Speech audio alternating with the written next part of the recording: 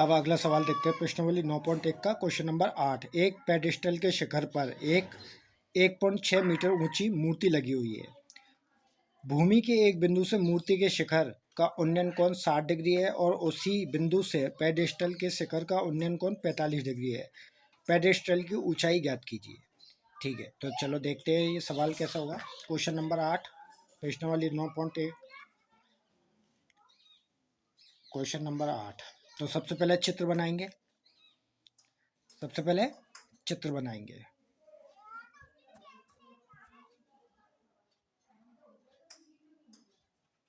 ठीक है, तो सबसे पहले चित्र बनाएंगे। तो चित्र क्या है? पेडेस्टल के। तो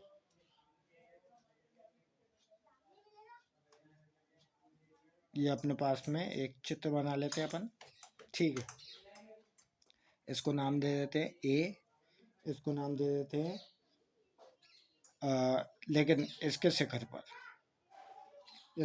पर क्या जा रहा है? ए बी, और इसको नाम दे देते हैं सी, और इसको नाम दे देते हैं डी।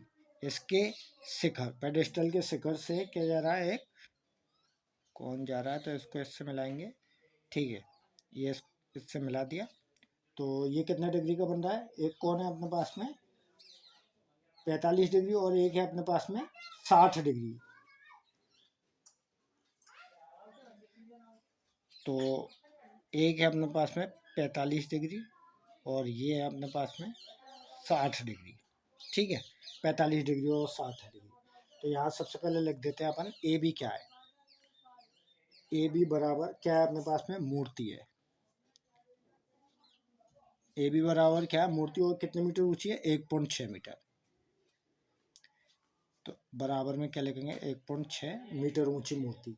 बी सी क्या है अपने पास में? पेडेस्टल। ठीक है, बी सी क्या है? पेडेस्टल। ठीक है, तो अब हम देख लेते हैं समकोण त्रिभुज।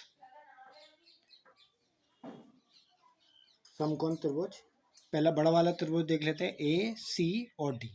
समकोण त्रिभुज ए सी डी में, समकोण त्रिभुज ए सी डी में। तो यहाँ देख लो, ए सी जो अपने पास में लंब की बात हो रही है और आधार की बात हो रही है। तो ए सी क्या है अपने पास में? यहाँ लिख लेते हैं ए सी बराबर ए सी के अंदर क्या आ रहा है? ए बी आ रहा है प्लस बी सी आ रहा है। तो ए सी बराबर A B plus B C, A B plus B C. ठीक है, ए सी का मतलब। और आधार क्या है अपने पास में? C D. आधार क्या है अपने पास में? C D. चलो ठीक है, और बड़ा त्रिभुज उसमें थीटा कितने का रहा है? कौन डी कितने का है? 60 डिग्री का। और लंब बटे आधार की बात हो रही है, तो लंब बटे आधार किसका सूत्र होता है? टेन थीटा का।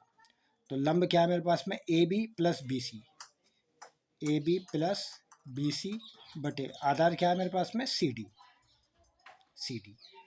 और थीटा कितना है मेरे पास में? 60।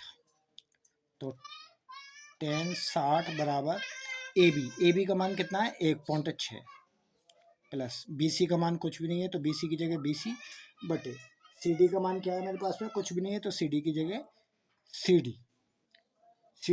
सी डी, टेन 60 का मान क्या होता है? √3 बराबर 1.6 प्लस बी सी बटे सी डी। इसके नीचे एक मान लो, क्रॉस मल्टीप्लाई कराएंगे तो क्या आएगा? √3 सी डी बराबर एक का गुना इनसे कराएंगे तो क्या आएगा? 1.6 plus B C, 1.6 plus B C. इसको मान लेते हैं समीकरण नंबर 1।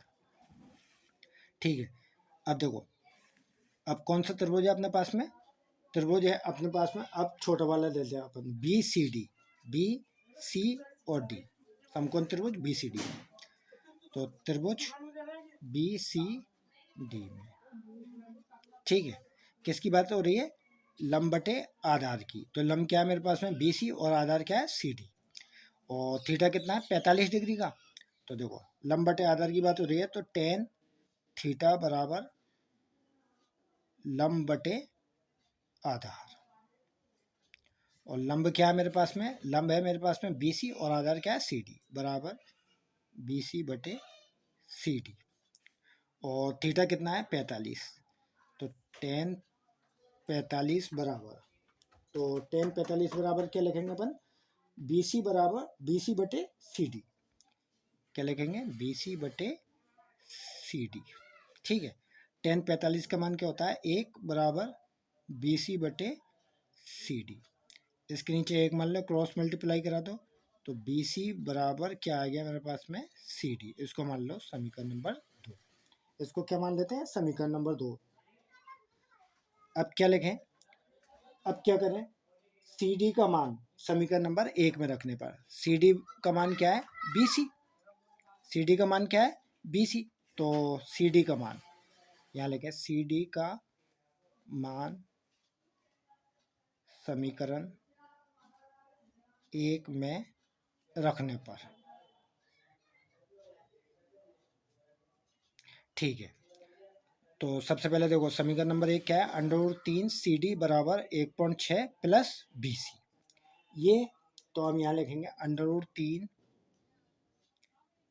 बी सी बराबर 1.6 प्लस बी सी। ठीक है, तो √3 बी सी, √3 बी सी। ठीक है, √3 बी सी माइनस, ये प्लस का है उधर ले आएंगे, क्या है, माइनस बी सी बराबर में क्या बचा मेरे पास में, 1.6। ठीक है, √3 B C minus B C बराबर 1.6, इन दोनों में से कॉमन क्या है, बी सी। ठीक है, यहाँ क्या बचा मेरे पास में, √3, यहाँ क्या बचेगा मेरे पास में, माइनस का 1 बराबर 1.6 बराबर 1.6, और ये कॉमन लिया तो इसको कोष्टक में लगा देंगे। ठीक है, अब देखो, अब क्या करेंगे, अब देखो अब क्या करेंगे, बी सी बराबर, अब क्या करेंगे, बी सी बराबर ये 1.6 अपनी जगह पे, ये गुना में किस में चला जाएगा, भाग में, √3 माइनस का 1। ठीक है, √3 माइनस का 1 गुना में भाग। अब क्या करेंगे, नीचे रूट में, तो क्या करेंगे, परिमेयकरण कर दो, परिमेयकरण करने पर।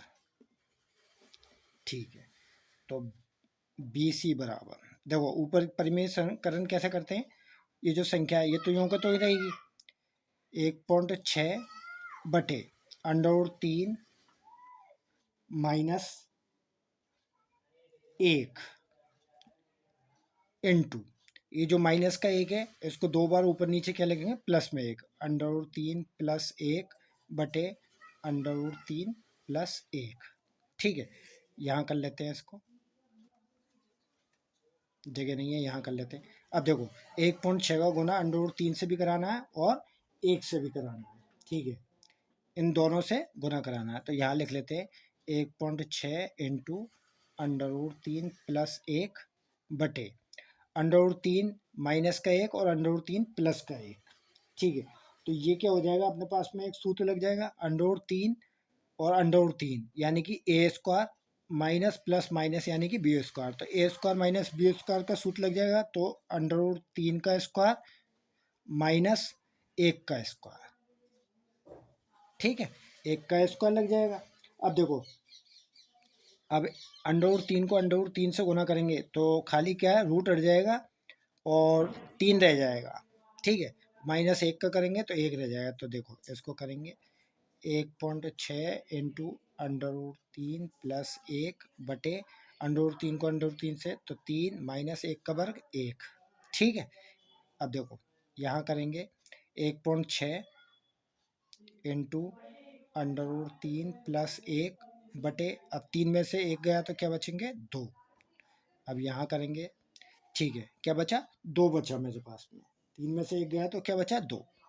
अब देखो 2 से इसको काट लेते हैं, 2 एकम 2 और 2 अट्ठे 16, यानी कि 2 8 बार कटा, लेकिन एक संख्या के बाद पॉइंट है तो यहाँ लिख लो 0.8।